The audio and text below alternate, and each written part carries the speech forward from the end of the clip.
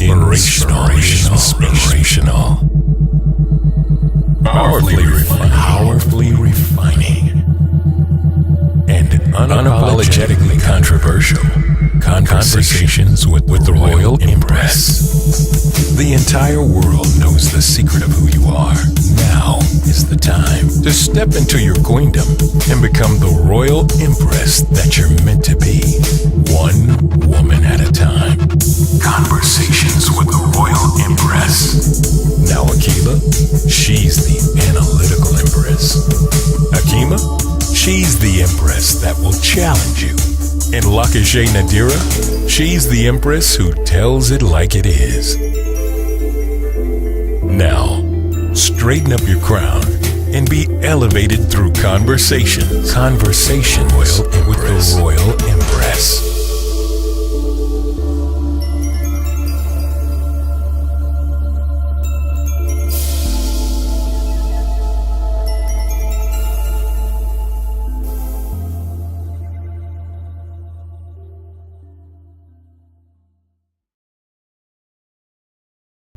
Welcome to this week's podcast.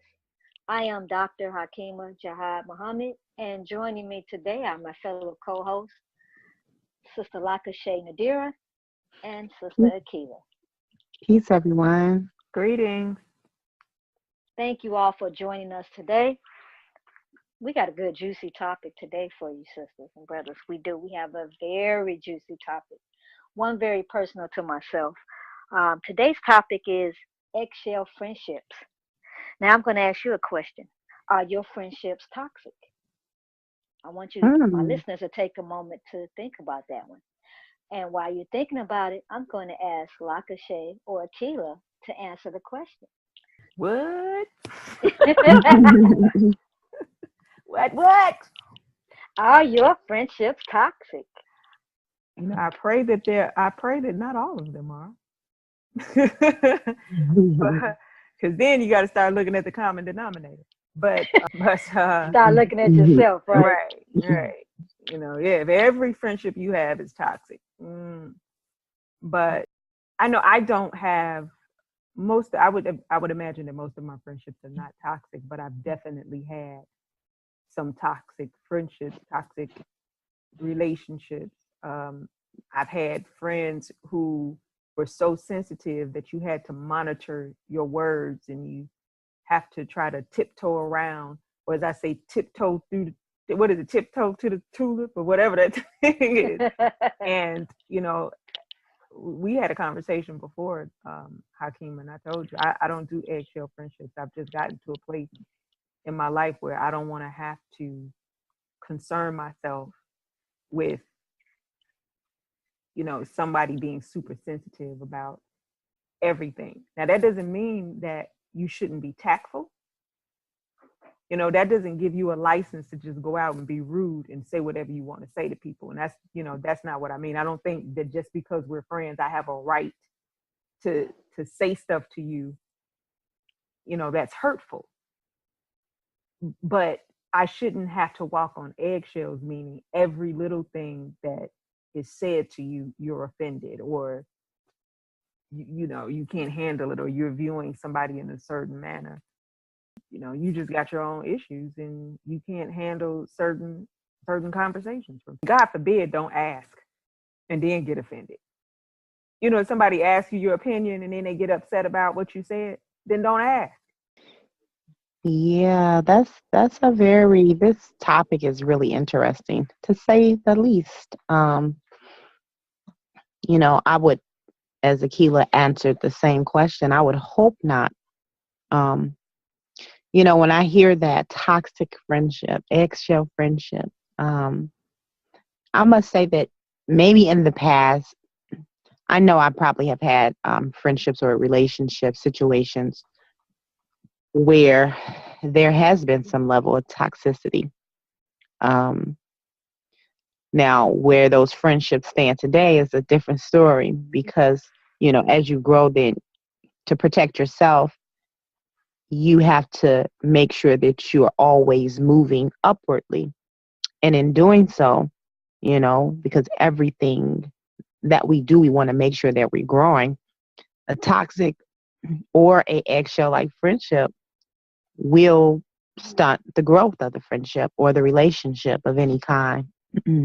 And so I'm really big on letting things go, even if they're not let go immediately, but eventually getting to a place where if you're in a relationship and something is causing you harm. And when I hear toxicity or when I hear toxic, I'm thinking of the word poison. I'm thinking of deadly. I'm thinking of something that's dangerous, something that's harmful, something that's, going to injure me or prevent me from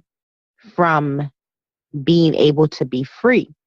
And I guess that's where the eggshell walking comes in, because if I'm walking on eggshells, and that means that I'm not free to put my feet on solid ground, then that means that I'm not free to just be who I am. And that's not good. I think about that as it relates to domestic violence like relationships, or partnerships where people are in a relationship and they have to tiptoe. They cannot be themselves. They have to whisper. And when I say whisper, not in the typical sense of the word of just silencing themselves or being quiet, but just making sure that they are careful as to how they say something so that the person that they're speaking to or that they're involved in or a relationship with is not offended. And that to me is no way to really live. So again, I know I have had relationships that definitely will fall into that category, but as I continue to grow, I also continue to do housekeeping. It's no different than, having a garden. As the weeds come up, and I see that as being a weed, you have to figure out how you are going to still allow, if you're going to allow the weeds to stay and, kill up the rest of the garden, then okay. Some weeds serve purposes. So are you going to allow these things to exist together? Or are you going to, trim the fat, which means remove what no longer is serving you in that relationship? And that's something to think about. And so I know with me, I've had to do that definitely over the years. That's deep housekeeping. I like that one. You know, uh, just to provide some clarity for our listeners who may say, "Oh, I don't understand what they're talking about as far as eggshell relationships."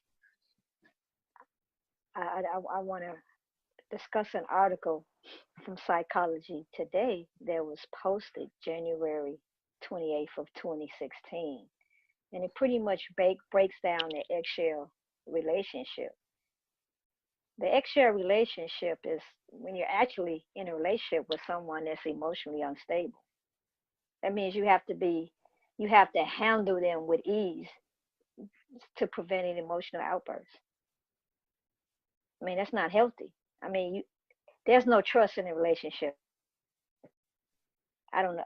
Like I said, Keela, do you agree with me? How do you trust?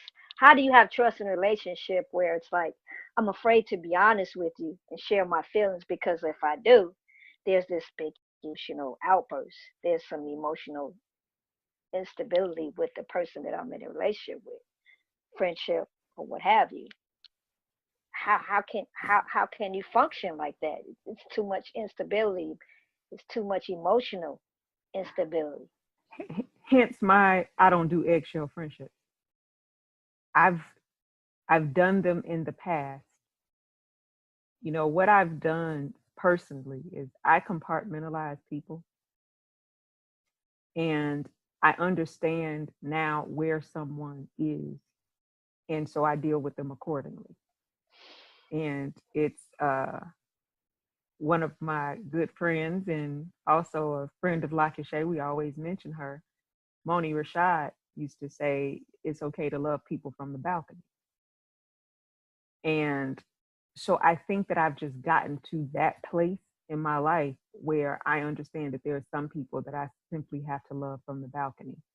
I'm not really big on cutting people off.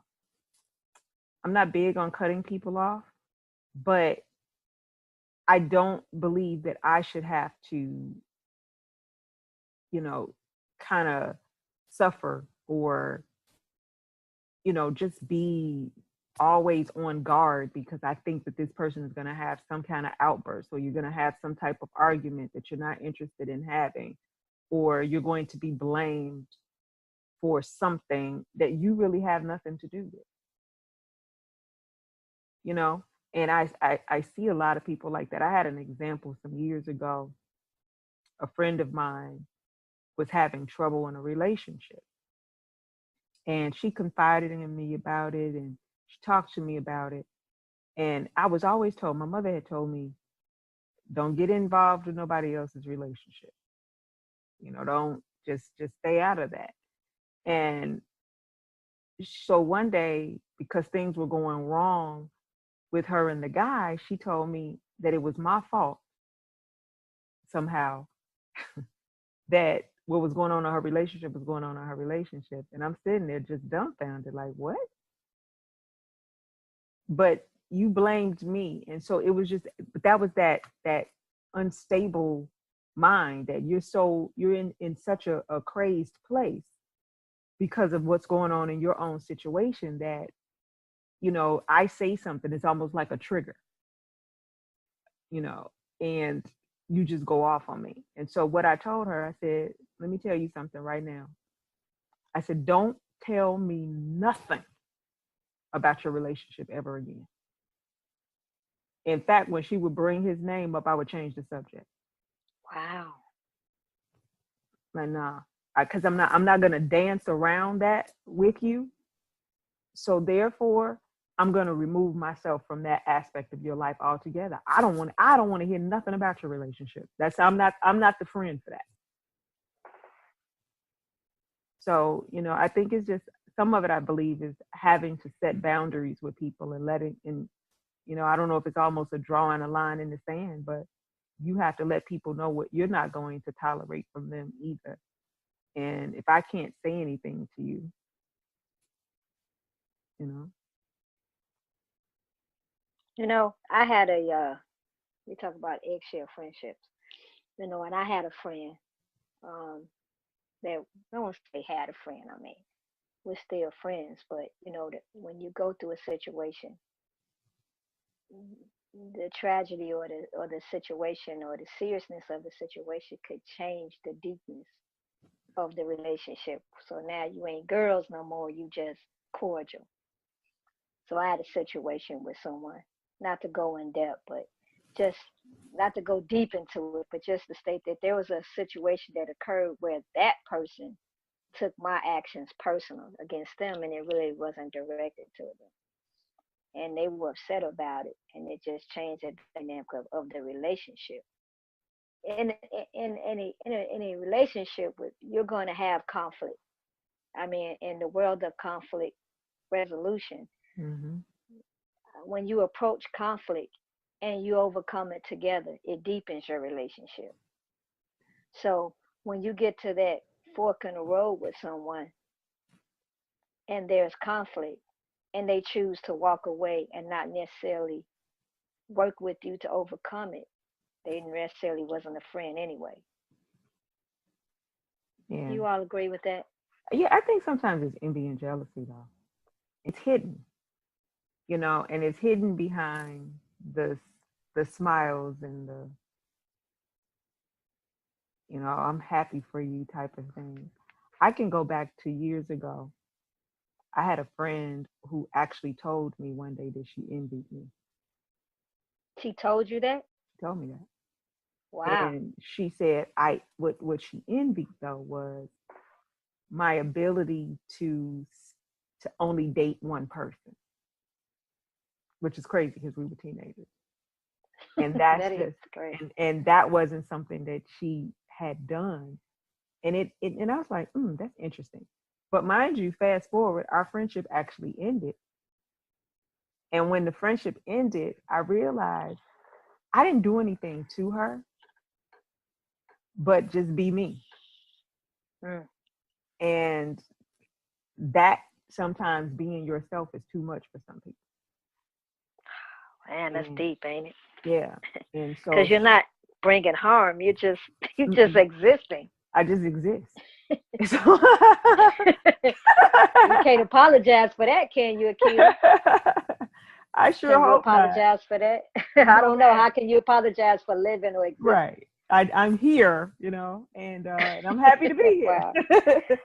So, Wow. but yeah, but we ended up we stopped speaking. But this was the crazy thing. She was dating this guy, and let me get through this really quickly because I don't want to take a whole lot of time. But she dated this guy. We were over their house one time. I think we might have talked about this before. And you know how back in the day we used to fill out those little forms for magazines, and you put your address and mailed a little card in. And so I The had filled that subscription out. card. Yeah. And so I left it over his house. So that's how he got my phone number. He called me one day and he was asking me all these questions about her. And I'm like, why are you asking me this? Ask her, ask her, ask her. So I never gave him any information. And I told her the next day that her boyfriend had called me. And so he was sitting there and she was like, you called her? And he said, yeah. And so she said, well, let me call you back. I said, okay. So she called me back. She said, what did you tell him? I said, I didn't tell him anything. I said, I would imagine that he wouldn't lie on me. So I guess, whatever he said.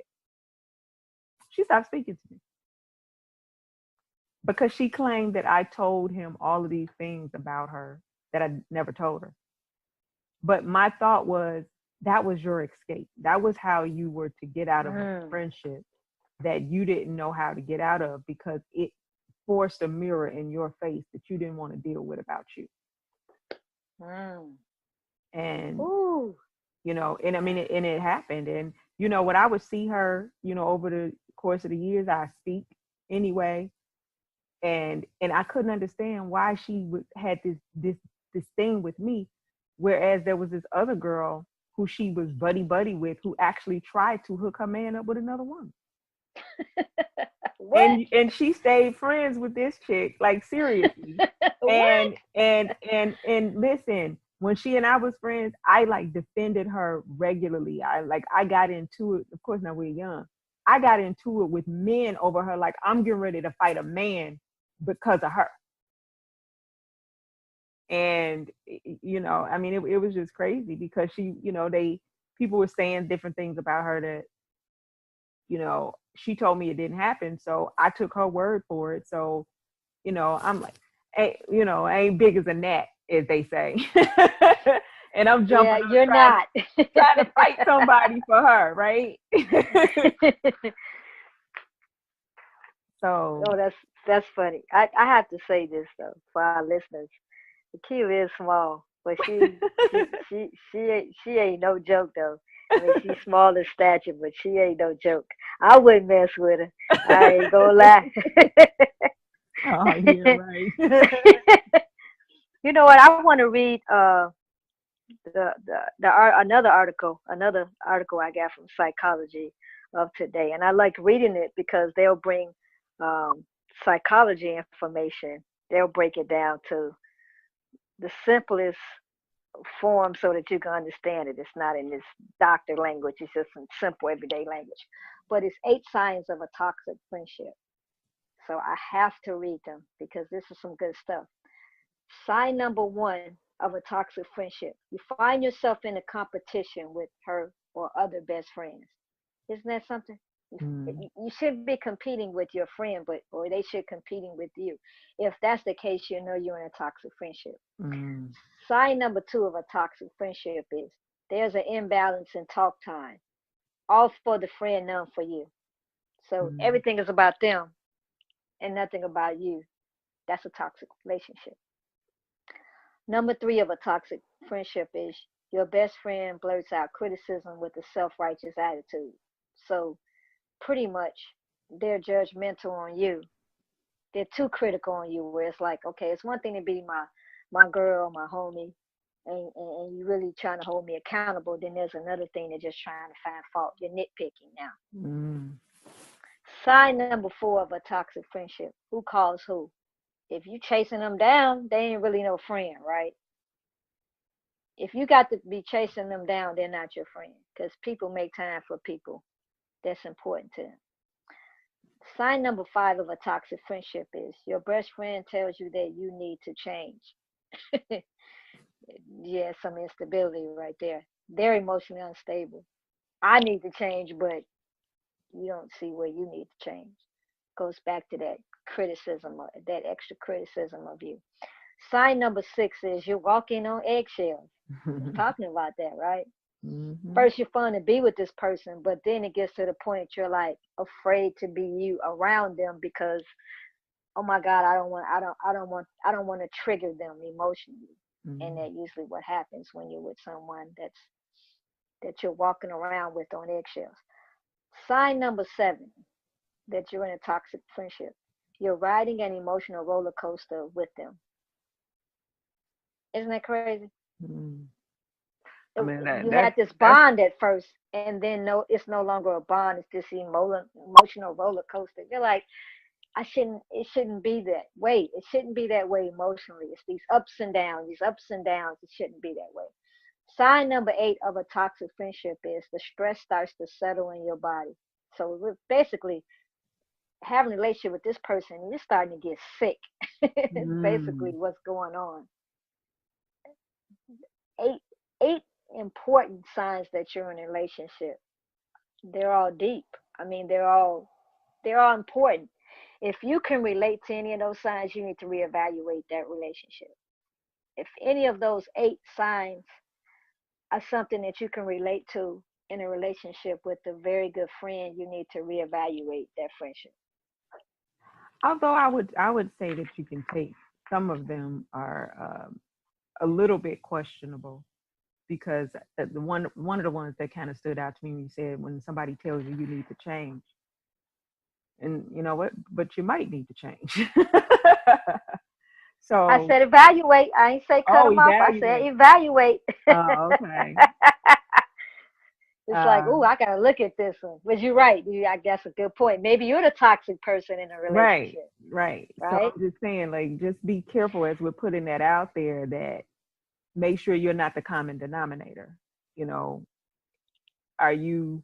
Is this with all of your relationships? And you're constantly telling everybody that they need to change. Mm. Uh, So that's our Royal Empress disclaimer. yeah. This The is Royal Empress disclaimer. We yeah. just We're gonna put created some something new. disclaimers out there. Make sure you're not the toxic one before you go talk about, yeah, they toxic. You know, we always looking for a reason to say stuff, you know, just like we talk about haters and all of that. This is a very touchy subject when it comes to friendship because I would like to know the percentage of our listeners who are involved in toxic relationships. I would like to know. Yeah, what I they would like our deem. listeners to really, right, what they deem. I mean, of course, there's 2 sides to every story, but I would just like to hear the feedback of our listeners. Definitely shoot us a message to let us Yeah. know on Facebook. We would love to hear you. Ask the Royal Empress. Please send us a direct message and let us know because I would love to know how many of our listeners or what percentage of our listeners are experiencing signs of a toxic relationship. You know, that you're so right. This topic, it's an interesting topic. It's a very good topic. It's a very healthy topic because if anyone is experiencing a toxic relationship, then the health of it is that, being able to evaluate it, to look at it, to be honest, remove the emotion of it, because sometimes we have friendships that we've had for a long time. And longevity of friendship oftentimes will define, or at least we will allow it to define for us whether or not we will continue in the friendship. So you may say, oh, I've been knowing this person since I was 7 years old. We go way back. I've been knowing this person for 25 years. I've been knowing this person for 30 years. And then, in the course of 30 years, people have changed, people have become different, people have had many different types of experiences. So it's always a good opportunity to kind of go back and check, because what was the basis of the friendship in the first place? Is it because you've been knowing that person for so long and that's why you can claim them as your friend? Is it Mm-hmm. because of the unity, or not the unity, but is it because of what the commonality of the friendship? Is that why you remain? Sometimes we remain in friendships just because we think that that's what we're supposed to do. I've had friendships like that, but I don't necessarily, even as I look now, I ask myself, really, is that a friendship? It's kind of like, you know, think about who you were as a young adult. Think about who you are as a teenager. Are you that same person? And so as you move throughout adulthood, as you grow, things change. So you may develop a different set of belief systems that person does not share. And because they know they don't share those things, then there's really not anything that you have in common. Not like you did when you played on the swings, or not like you did when you both wore your hair in the same style, or, in high school.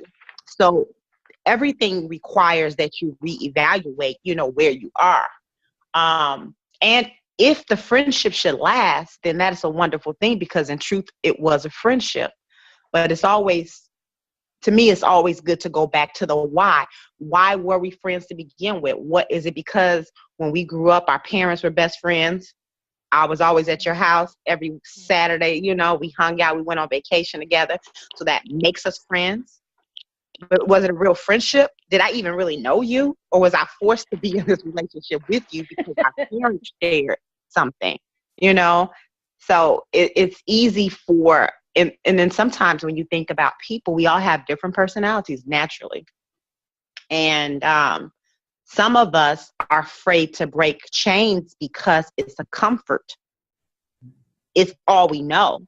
So the fact that I've been knowing you since I was 5 or 7, I don't want to break that, because I'm going to feel funny because you've been with me for so long. And so thinking about those things, I can recall friendships that I've had, or relationships, I say I had, since I was young. And when I thought about it, well, those were the only things that bonded us together, is the fact that we had longevity. That was it. Because as we grew, we went in different directions. You're not my friend, We probably thought we were friends. We probably thought that we were friends because that's what society says we were, but that's really not what we really were. I know I have I had a friend, or have a friend. I don't know how I want to really term that. I have a sister, and I'll put it like that, because I had to go back and kind of really look at friendship and make a comparison to sisterhood, or being just even a sister. So when you think about sisterhood, you think about a relationship that you have with your sister in what? My sister, because this is my birth sister, this is a biological, connection that I share. My sister, because we belong to the same organization. My sister, because we are connected in a common thing, whether it be an ideology or whatever. So a while ago, I decided with a particular associate of mine, and I remember us having this conversation. I explained to them that I thought it would be better that if we put our relationship in the category, as a sister opposed to a friend. And the reason was because, see, I know we all have, and I know we did a podcast on sisterhood, and we talked about this just a little bit, but my reasoning was, see, as a sister, I look at a sister in many different ways, actually, because I talked about the different types of sisterhood, biological, ideology, whatever. But see, when I think about a sister, I'm still thinking about a sisterhood, a relationship that is formed for whatever reason, but it has a particular type of bond that even if we're not friends, we still can remain sisters. So, for example, I have sisters, and I'm going to just speak straight because, that's what we do on this show. I have sisters. No, this might even sound some kind of way. I have sisters who I do not like. What? I'm going to say that again, and I'm going to say it because I have to be honest with myself, and this is real talk. I have sisters who I do not care for. I do not like. But just because I do not like them, it does not mean that I do not love them. Now, I personally, I don't have any sisters. In other words, I don't have any biological sisters. Let me clear this up, because again, there are different forms of sisterhood. I don't have any. I don't have any biological sisters that I know of. But I do have sisters that I've grown with in different ways, whether it be because we shared or once shared or still share the same type of ideology, because we were spiritual sisters, because, we were part of a similar organization, because, we grew up in Girl Scouts together, because, whatever the case might be. And those sisters, because of the common thing that brought us together in the first place, that thing may still be intact. That thing may still be in place. And that's not going anywhere, because that's who I am. That's who I'm going to be. And so I'm your sister in that way, and that will never change. And because I'm your sister in that way, that bond is strong like no other. And for that, I'll be your sister to the day I die. I will protect you. I'll fight for you. Hey, if it's something going down, I have your back. I am my sister's keeper, but I don't like you for whatever other reason. And to me, that's okay. Or even, I know I don't like you might sound strong, or we may not see eye to eye on other aspects of our life. Or maybe, there's some discomfort when we come around, or maybe there's some hateration, or maybe, there is some envy and jealousy. And I get that, I peep that, or whatever the case might be. Or maybe there's some things that we need to still work out, some kinks.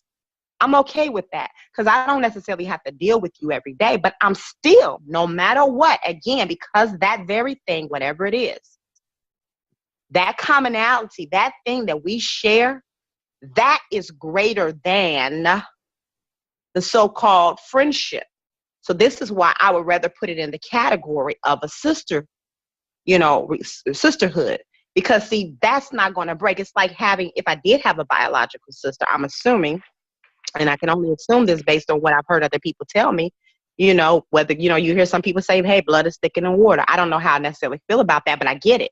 You have some people who know, like, shoot, me and my sister, we ain't talked in however many years, but it lets somebody mess with it.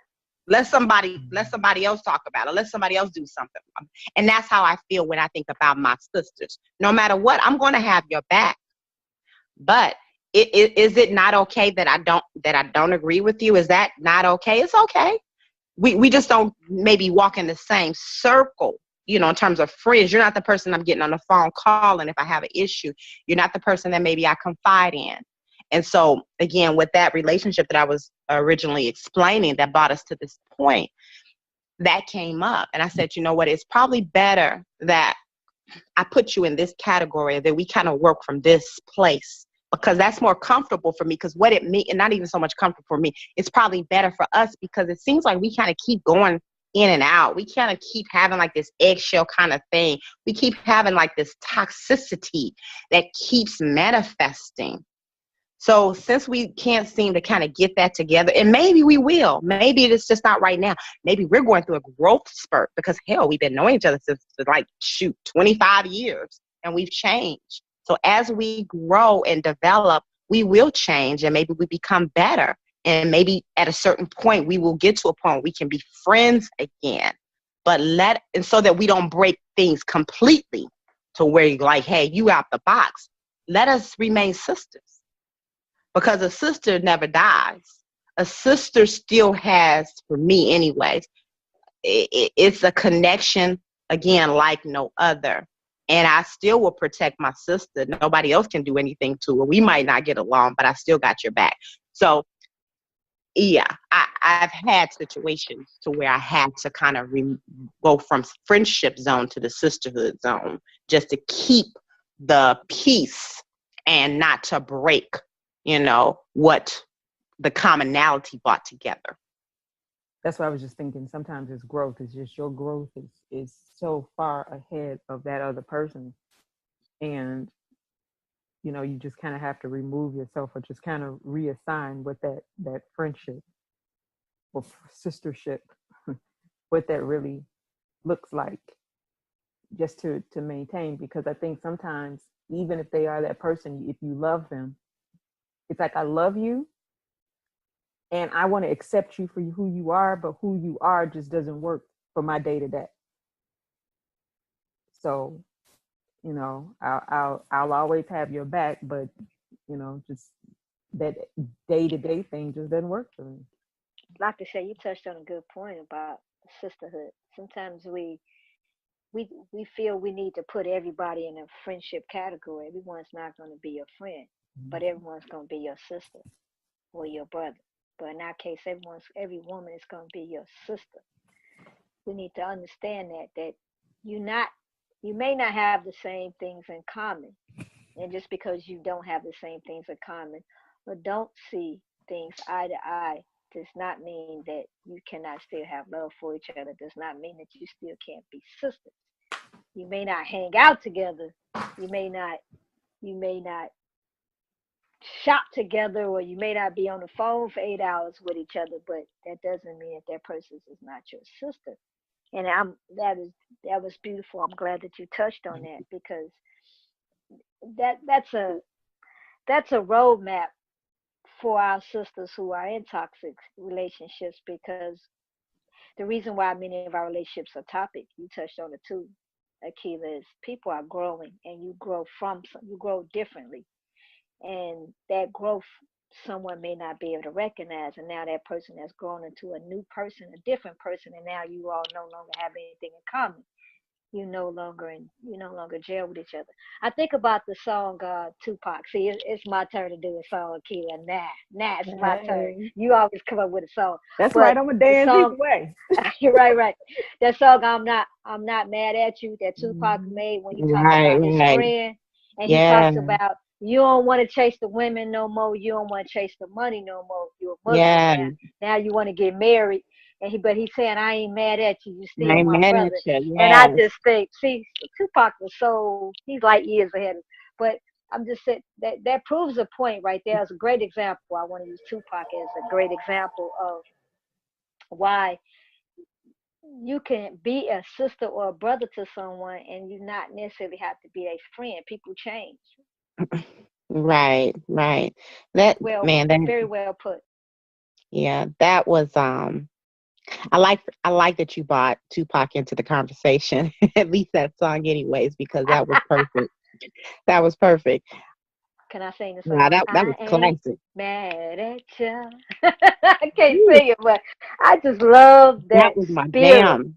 That energy That to was that your jam, like song. you say. What that That was my spirit? jam. The spirit So of it. Yeah, I just remember where I was at my life at that time, and I just remember it just touched me. And if I hear it now, which I think in a second when we stop recording, I'm going to definitely play it. I wish we could play it on a record. You know what I mean?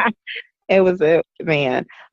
You touched on quite a few points, and wow. So I think about this again. This thing we call friendship, and the comparison that I made, to sisterhood, and it's again certain things just never they never die. You know how you see people or you hear from somebody who you haven't talked to. Like I think about people that I have in my life now, friends who I consider to be friends. I mean, I can think of many of them that if I saw them right now, if they call me right now, I would be so elated. I would be so excited. But these are people that I don't even talk to like every day. I don't even talk to them every 5 months, maybe every 3 months, maybe every 6 months, maybe once a year. But the connection that we have is clean, it's pure. There's nothing there that would make me say that's not my friend. Somebody might say, but you don't even talk to them. When the last time you talked to them? I don't have to talk to that person every day. So in that case, it's a special relationship because we share a sisterhood and we share friendship, which is extra bonus. Like, for example, I spoke to a person today, and when I saw their number come up, I'm like, oh man, I got excited, and we talked, and we probably have been knowing each other for a good maybe 11 years because we used to work with one another. We were co-workers. And so they called me, and they still refer to me as Miss Mom. They was like, I was talking to one of the other co-workers here, and I'm trying to find a resource for this and that for a client. And they were like, well, used to be a lady who worked here. Remember, her name was such and so and so, Miss Muhammad. And she was like, who, my BFF, Miss Muhammad? She said, well, hell, Miss Muhammad is your BFF. Yeah, I guess.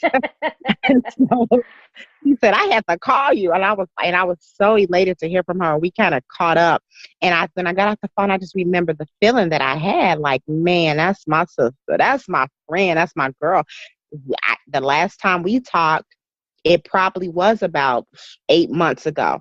But the relationship is intact. It's a beautiful thing. And it's something to me that defines what I feel as a friendship that's, long lasting.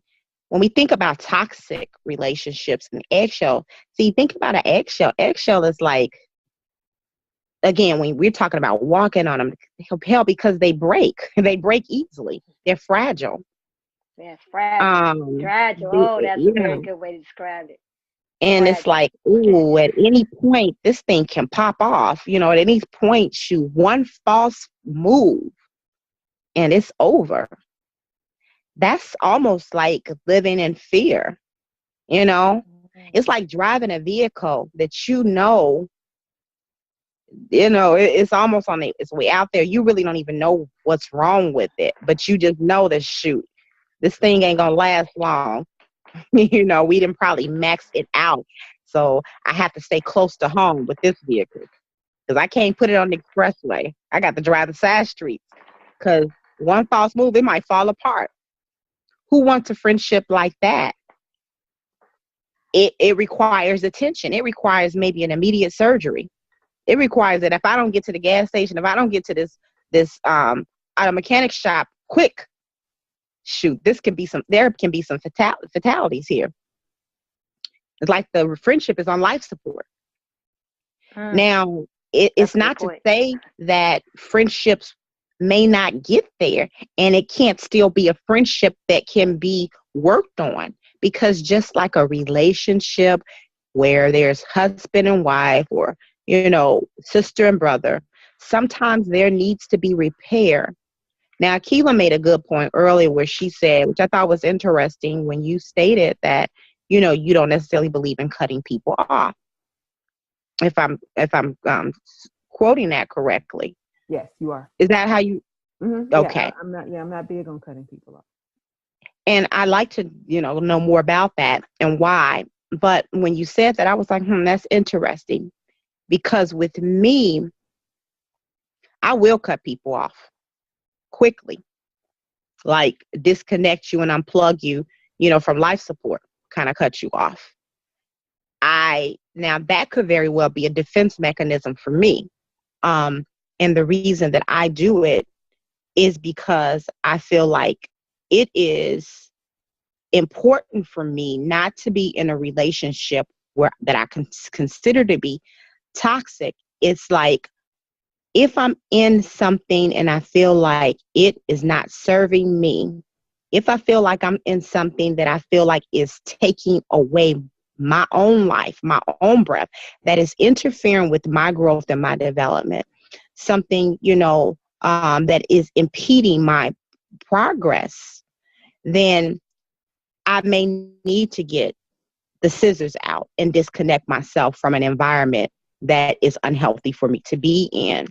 So, and that's to save myself, because just like self-preservation is one of the first laws of nature,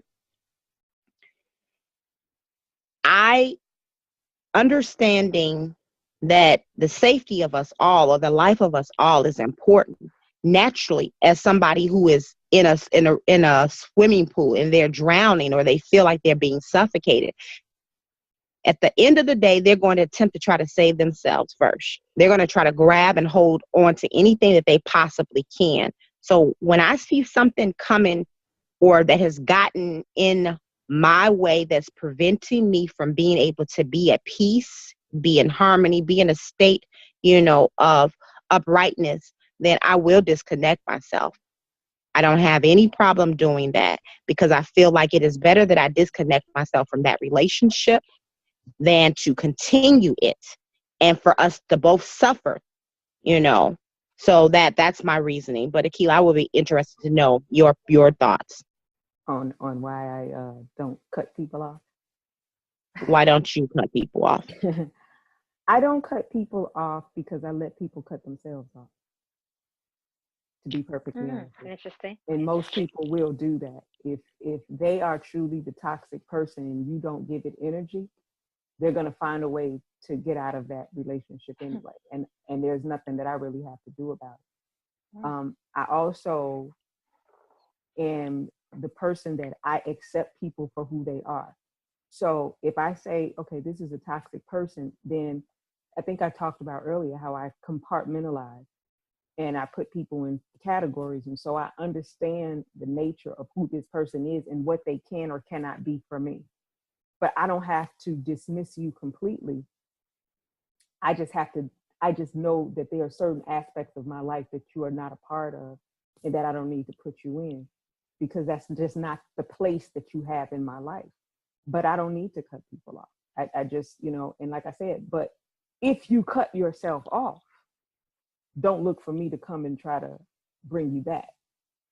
You're going to have to come back of your own accord. I'm not coming hunting for people. Right. I firmly believe in things being very organic. And so it has to flow in that direction for me. It has to be an easy flow, and so, yeah, so I don't, that's just not really my MO. But like I said, but now if you do it to me and I see that that's what you're doing and you're showing me in so many ways that you're not interested in, being around me or entertaining me or whatever, then I'm not going to fight you to have you in my life. Now that I'm not going to. Right. But I don't push people, but I don't push people out. And it's interesting that I thank you for sharing that with me, because actually when I originally heard you say that, I thought differently. I mean, I wasn't thinking that that's what you meant, so I'm glad that I did ask for clarification. And, for me, the reason that I do cut you off and I will cut you off, I guess I look at it like a disease, and it is sometimes better that I disinfect, detox, flush it out, because I don't want this disease, this toxic relationship, this eggshell of a shit walk around to ill affect me, my garden, my growth. So if I got to get this raid out, and if I need to spray, if I need to start flushing things out before it starts ill affecting, all the other healthy cells, then I'm going to do whatever I need to do. It's like I feel like, oh no, it's war, because now, you've entered into a zone that is toxic free. So I'm not going to put myself at risk. So I guess I'm looking at it in a different way. I'm not about to put myself at risk, nor will I even put us at risk. So that's why I say, nope, let me get the umbilical cord. And then I also think about, one of my favorite sayings by Maya Angelou, and people quote her on this all the time, but they don't fully say the whole thing that she said, which is, when a person shows you who they are, she says, believe them the first time. She don't just say believe them. And oftentimes when people quote that, they say, when a person shows you who they are, believe them. No, it says, when a person shows you who they are, believe them the first time, meaning that you don't get second and third and fourth and fifth and sixth chances. Now, the interesting thing about that comment for me is that I've given people second and third and fourth and fifth and sixth chances. And I think as I've grown, I've gotten to a point, that's why I have to cut you off now, because I used to be that person that would give an extension. I would give the olive branch because, okay, maybe I didn't really get it. Maybe I didn't quite understand where you were coming from. Maybe I needed clarification, which is cool, because sometimes relationships need that. And that is okay. That's important. But I think also with my cutting off, it could definitely be a reaction or a, how would I call it? A defense mechanism to make sure that I protect what I once have known in the past to be hurt or harmed because I've always allowed or given second and third and fourth chances. And this is why I probably fall in love or have fell in love with that quote. Not the first, when a person shows you who they are, but leave them the first time, because there were always signs. There was always something that kind of showed like, that's how you get down. I don't get down like that. You know. So I just wanted to share that. Mm-hmm. I'm in between both of you all. I'll use this as an analogy. You have a person that has 2 or 3 cars. One car is the show car. That's the car when they get ready to step out, they're gonna roll in. You got the other car that's just like they go to work car, everyday car. And then you got that car that, it's wintertime, I gotta bring it out the garage because it's got the big tires. I mean, everybody's gonna play a certain role in your life, and a situation can occur where they're not ready spiritually to go deep into a relationship that I'm ready to go to. That's just kind of the way I look at it. There are some people that you're going to be able to just be close with, and it's nothing negative against someone else. It's just that they're not ready to go to the level of relationship that you're ready to go to. But 4 or 5 years from now, that person you all could be really tight. So it's people that we were cordial, and then we became close. And then there are people in my life that we were really, really close, and now we're just cordial. So, but in a journey, you go through life, and you got a destination, and some people just not spiritually intact well enough to go on that journey with you. Do you understand what I'm saying? I try not to make it personal. Okay, this conflict right here showed me this is as far on a journey that you can go with me. Now I got to make that journey with someone else or by myself. I'm not going to be angry with you. You still be on my life. You just won't be, you won't, the pecking order is going to be different. And that's Right. the way I approach it. I don't believe in throwing the baby out with the bathwater, basically. What does that mean? You don't throw the baby out with the bathwater. You throw out the What bathwater. does that mean? It means that once the water is dirty, you throw it out. But if you throw the clean baby out with the bathwater, Okay, I got you. Yeah. If people say that, I'd be like confused. You don't throw what the hell baby does out that with the bathwater. You can throw that part out, but you don't have to throw the whole person out. And I can get with that.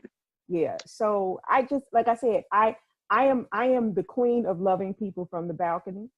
And, and I think that's when I said it before. And so I just don't believe in necessarily throwing people away. You got to really do something malicious and vicious to me for me to do something like that. I had an ex, this guy I used to date years ago that told me, he said, "You are like the most forgiving person in panties."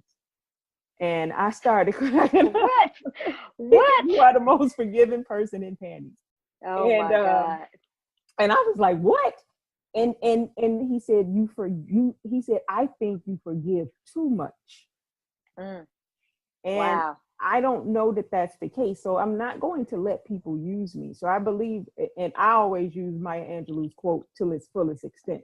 I believe you the first time, but me believing you the first time, it just knows that I know what you're capable of. It doesn't mean I have to cut you off. It just means that I ain't messing with you like that.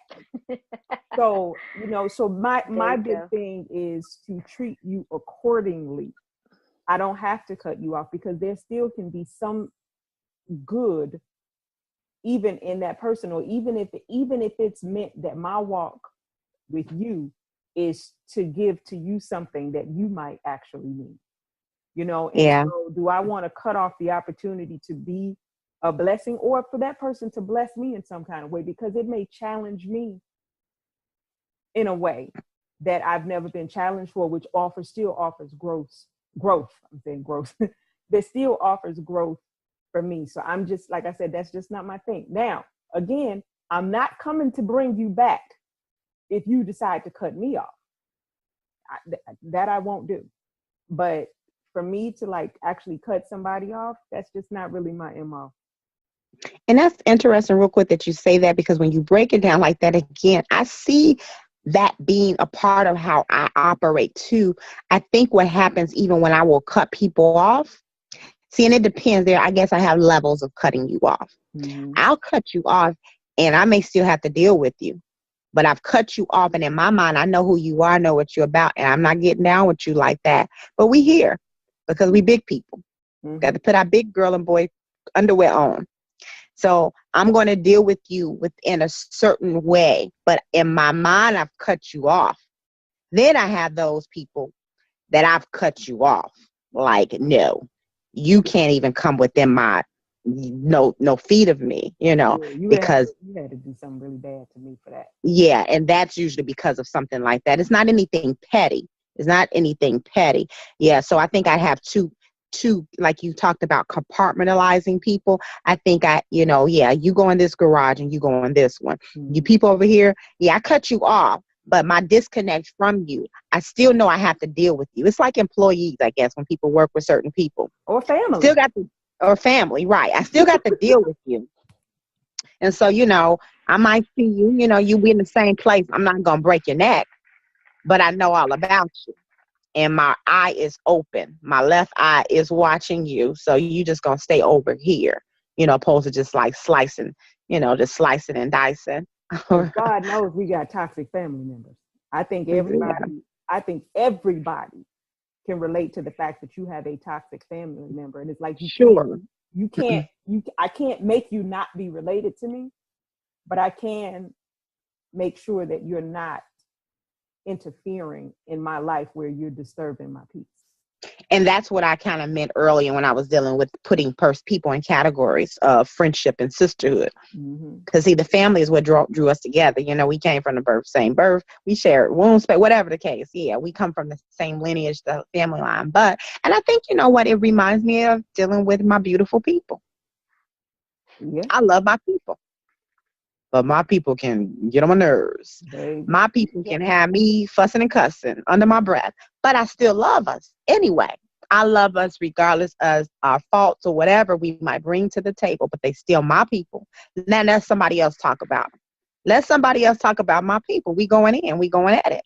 But they are my people. So I still love us. It's just that we're not the easiest people to love.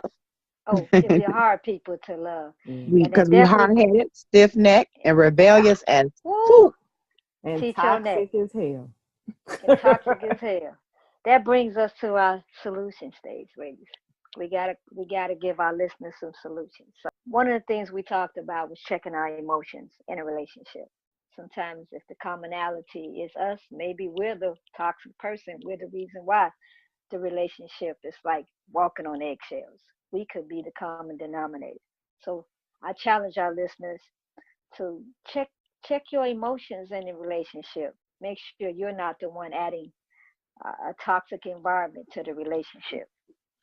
Number 2, if you got toxic signs, if you see toxic signs in a relationship, open those lines of communication and go to the person and say, let's talk about this relationship. Just seeing the signs and not really acting on trying to address them means that you're in agreement with that toxic relationship. Got to try to fix it. Number 3 is to separate friendship from sisterhood. As we discussed, that everybody is not meant to be a friend. Some people are just meant to be a sister. So we have to be able to, I guess, go back to that compartmentalizing people that you talked about, Akilah. And one of our last solutions, and I challenge everyone to be open-minded. A friendship is not always based on our standards. We're not the law of how a friendship should go in each scenario. So oftentimes when people don't fit our definition of a friend, we want to put the blame on them and act as if there's something wrong with them. Maybe our standards are too high completely, or maybe our standards are just too high for that person at that time. They may not be as mature as a friend as you may be, or vice versa. So we need to be humble in our dealings with our friendship. And another one, Dr. Hawk, I was thinking, about the steps of atonement, which is a process that if practice and if used could definitely bring a healing, to the relationship, which actually we have a podcast coming up soon, where we break down the 8 steps of atonement, what they are, and, how we go about it. So, yeah. That would make number 5 then. That's a 5 solutions. And I look forward to us talking about the 8 steps of atonement. Very powerful process. I can't wait till we discuss this with our listeners. I want to say goodbye to our listeners. Thanks you once again for listening to Conversation with Royal Empress, and we will see you next week.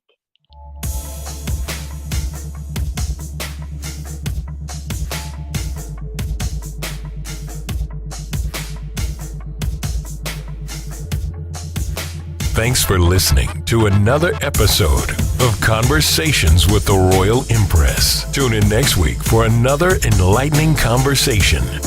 For more information on the Royal Empress, please visit the website royalempress.org. You can also follow the Royal Empress on Facebook, Instagram, and Twitter.